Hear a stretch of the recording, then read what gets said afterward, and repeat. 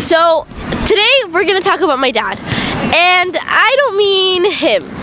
Instead, we're gonna be talking about the one up there.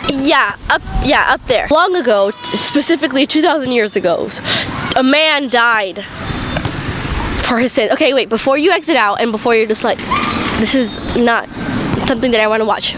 Hear me out, Holmes. Hear me out. So if you haven't heard about this story, I'm just gonna summarize it really fast. 2,000 years ago, basically a man died, and he died because he loved us so much. His name was Jesus, basically God and human at the same time. I know, pretty crazy, but he did it all for love. He loves us so much that he was just like, I'm gonna give up my life for them because I love them so much. So that's what God did. So that's my brief description of what Jesus did, and you know, he did it because of love. And his love is OG love. I mean, the real love, the OG love. You know, the love it knew us before we were even born, before we were even thought of, or when we were born. His love is that he knew us before all humanity. He knew us.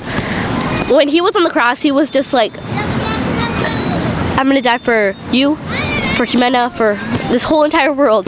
So you see, God had to send his son in order so that he could be the ultimate sacrifice, so that we could have a life in abundance and a life for him and a relationship with him. So basically Jesus died, or you know, so we thought, but 3 days after he rose from the dead. And I mean, I don't know about you, I don't really know people who have risen from the dead except for Jesus. It's pretty bad. I mean, he defeated death. He died for us. He could have easily been like, no, because I mean, dying with nails on your wrist and with nails on your feet isn't a pleasing way to die. I mean, if somebody asked me to die for humanity in a death like that, I would have maybe been like, I don't think so.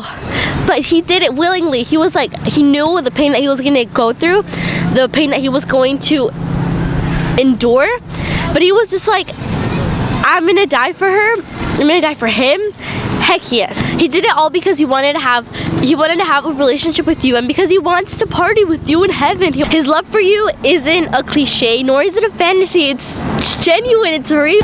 He's the one who shouts his love in the voids, whose love extends farther than the seas, whose the sea is a reflection of how deep and how wide his love is for you. His thoughts of you that are all so good outnumber the grains of sand. Do you hear that? I mean, his thoughts outnumber the grains of sand. His precious thoughts outnumber the grains of sand. He calls you beloved, and you are his, and I'm talking to you.